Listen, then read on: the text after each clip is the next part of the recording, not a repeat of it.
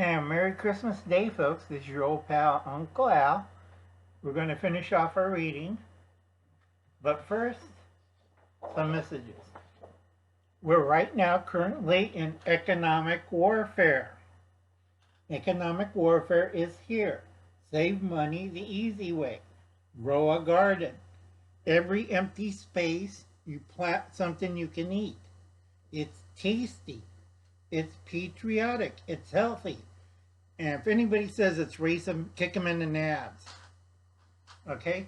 Takes 5 years to learn how to garden. I tell everybody, do it now. Learn the hard way. That was a message from 5 years ago. Check out The Ungrateful Peasant, or Wayne G. Nothing is normal anymore. If you don't understand, I'll kick you in the nads myself.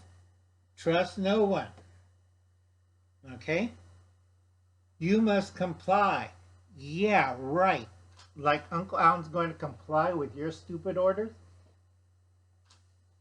Oh, here's a tip. I watch California Insider a lot. Next summer, you better have a generator now. Okay? The Joker, aka our governor, is shutting down 6 major gas electrification plants that use natural gas to generate electricity for the Bay Area, Central Valley, and LA, and San Diego. He wants to be green. Is he nuts? Okay? You yell and scream. That's the most stupidest thing ever since he sold off the oil stuff off the coast of California. Everybody check out AKFab. Okay, help her out. Her phone stinks, and I think YouTube's after her. Check out No Blade of Grass. It's a 1970s film. You can rent it on YouTube for $2.99 or read the book by John Christopher. Now, if you're smart like old Uncle Al, I'll be planting pigweed or aramuth a lot. I know what strain to do. So I can eat the whole plant. I have seeds for flour. I have potatoes and yams and other stuff. I can't grow it here, but I know places that can. And I'm pretty set. Trade the aramuth for potatoes and back and forth. Everybody else, rice, corn, wheat, they starved to death. They forgot Milo and oats. Nobody ever thinks about that. Merry Christmas. Okay. All right. My blogs on my thoughts, rations, cooking, gardening, camping and survival, making money, dirty tricks, grocery shopping is my favorite, my opinions, personal defense weapons. Boy, you're in trouble, folks. Pistol carbines. I've seen a lot of people, well, I can't shoot 400 yards with it. It wasn't designed for that. It was designed for people who can't shoot a pistol. Grow up. And MP Designs. That's Machine Pistolen. Okay? I love to read books. Fashion, both men and women. Okay. Guys, don't wear hot pants and miniskirts. It's not the new wave of the future. I hope not. And then modern urban living. Not America's because it's... Okay? And I don't sell anything. I don't do merch, sell stuff. None of this. Alright? I'm just old Uncle Al. You know, funny thing is, somebody used my face, and they're making $1 million off of this. Good for them. Unfortunately, it's for, whatchamacallit, like Preparation H. And they say, do you want to look like this person? Okay. And I guess they're making $1 million bucks. Good for them. Check out Navigating the Nonsense. That's Apartment Prepper. She has about 2,052K subs, 61 videos, and I think 7 or 9 shorts. I have to update that. And make sure you check on YouTube for The Last Train. It's always down in the description for Last Train. Nobody ever watches the movies, I tell you. Now, we're going to read part 2 of How to Be a Survivor by Robert Heinlein. Oh, Lord. This is what happens when you run around and can't see anything.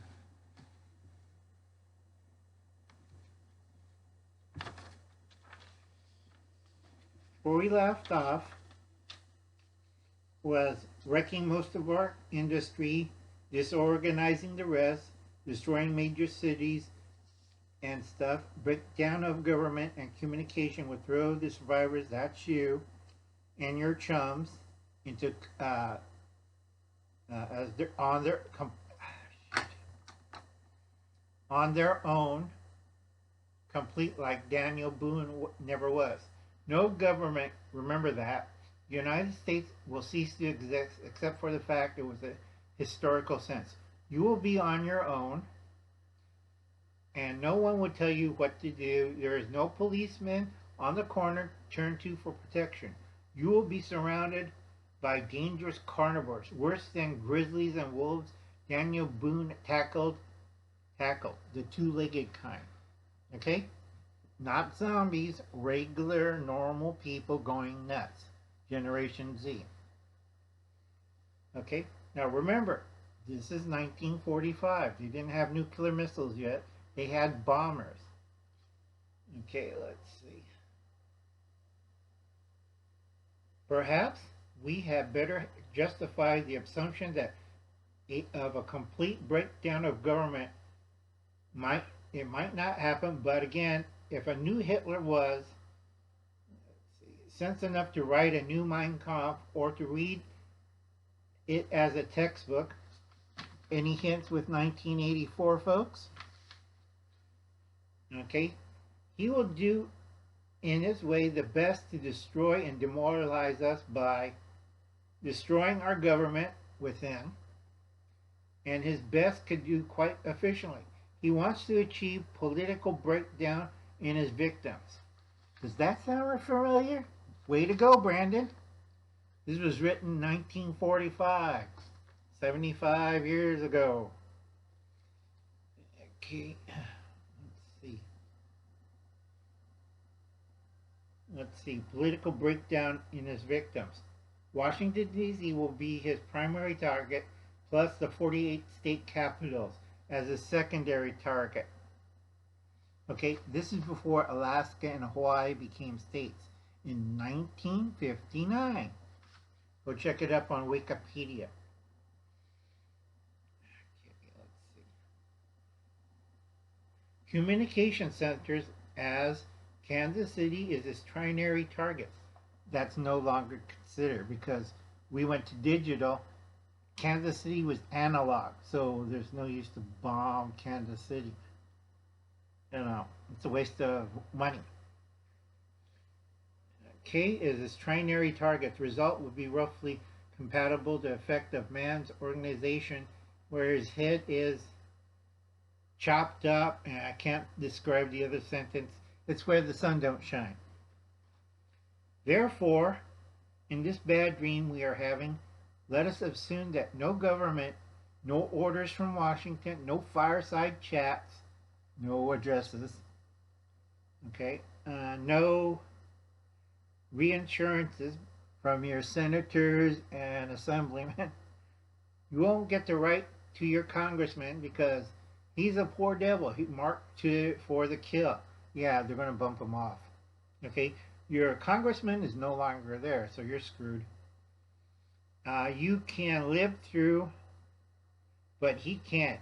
He'll be radioactive, deaths, on fire, dying from blast concussion. His profession is hazardous, that there is no need for him to study up on how to snare a rabbits. Should you, if you were smart, you should live through it. Okay? All of us knows how to live off the land. All of us, except for you people out there, you're going to die. Okay? This was back when men was men and women was women. You'll probably get some bad remarks on that one. Now, as to the methods, there just no one, no way, no, let's see, just one way to avoid being killed by an atomic bomb. The formula is simple. Don't be where it goes off. In other words, if an atomic bomb blows up, you don't want to be any place near it. Survival methods in the atomic age can be divided into two headings, strategic and tactical. First is the strategic aspect. Entirely concerned is not how to be where the bomb is going off. Second is tactical. The second part is tactical. Part to do is how to keep yourself and your family alive if you live through the destruction of cities and the government. Strategy is the simplest way to ensure a long life for yourself and family. Is to move to Honduras or someplace small, non-industrial country to establish yourself there and quit worrying. It is most likely that places will be subject to atomic bombardment if the war continues. They will move their economic and political sphere of the winter, to be sure, but probably without bloodshed and resistance, because resistance will be so obviously futile. Okay? They're not going to be throwing nukes at everybody. They're only at certain target areas. This is why I keep telling you about the 100th meridian, because it's a waste of time and money if you nuke everything. There's only like maybe 5 spots on the west of the 100th meridian deserve to be nuked. In a lot of places, everybody got it wrong. It's only in narrow corridors. And Russia and China still offering to sell that locations cheap, and you save money. Don't use your whatever. And you could probably use a suitcase bomb. They're that stupid. Have you seen the state of U.S. bases? All right. Okay.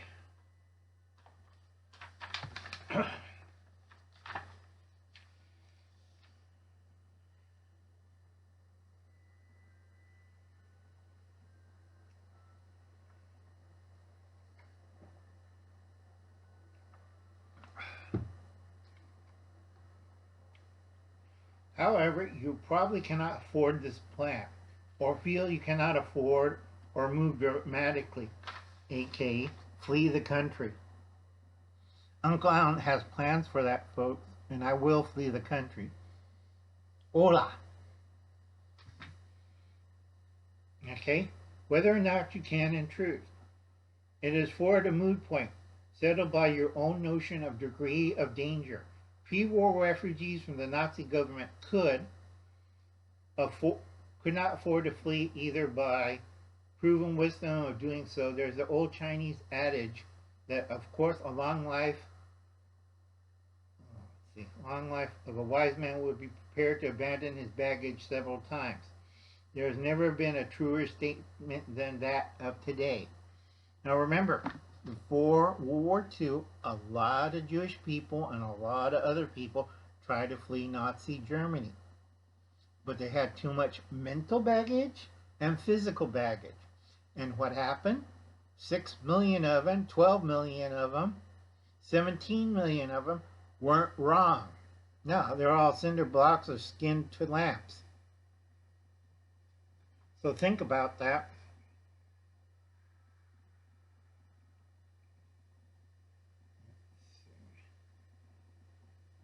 There are several moves open to you which you can do are less drastic.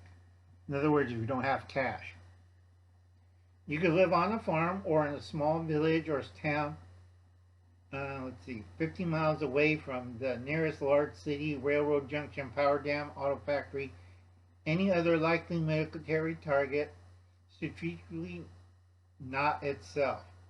Okay? This is true today. Uncle Alan lives in the boonies. Most of the place is cows. And the only military bases, come on, you can take it over with a stick and a cow.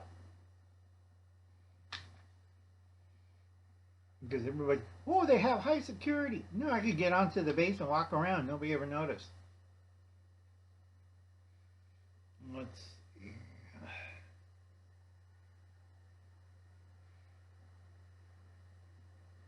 You're blasted probably by accident, rocket gone wild, or equally unforeseeable. Okay, this is 1945, and he's talking about rockets, but at that time period, he was thinking ahead in the future. That's Heinlein. Because most of the bombs were dropped during that time period in 1945 with bombers. But he knew what was coming up. Such a location, you better have made some plans.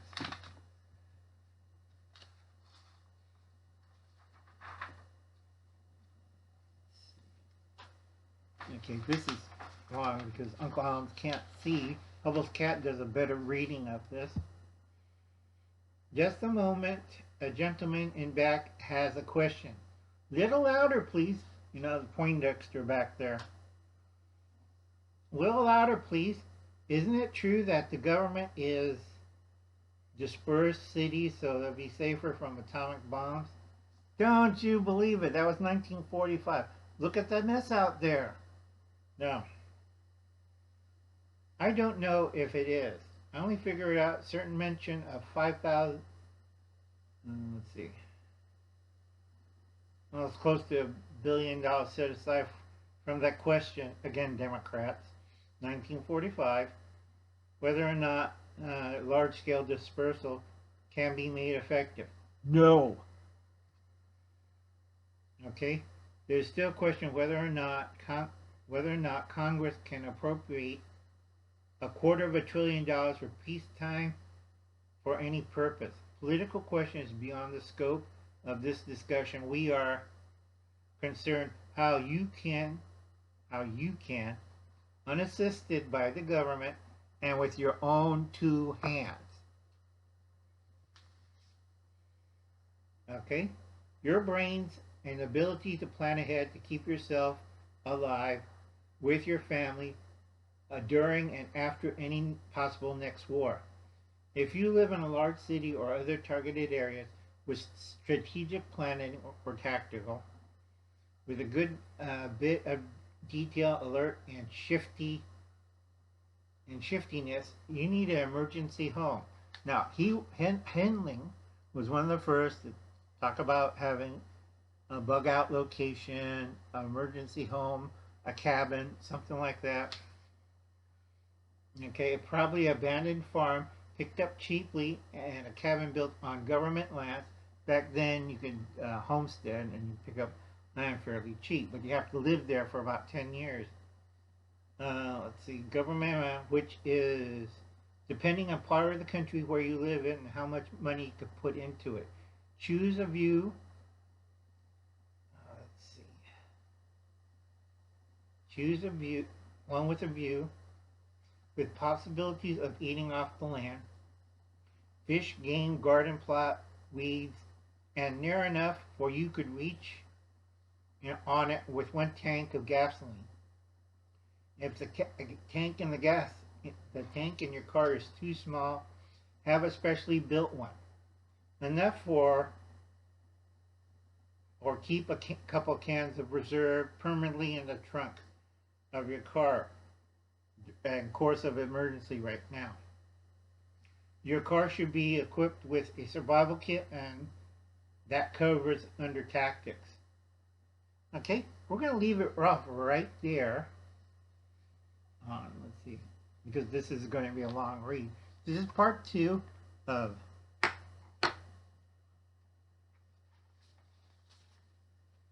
How to Survive, How to Be a Survivor by Robin Heinlein, 1945, The Art of Staying Alive in an Atomic Age. You could check that out. I got this from Dominion of Free Canada. He has a library in University of Santa Cruz, and you could pay the bucks and get this article. Okay, folks. Anyway, have a nice Christmas, and we'll continue on this fascinating article. And remember, that was 80 years ago, or 70 years ago, or 75 years ago. I'll see you later. You have a nice holiday. Don't eat too much. And remember the people who are less fortunate. And I'll catch you later. I'll be seeing you. Merry Christmas. Enjoy your Christmas day. Bye now.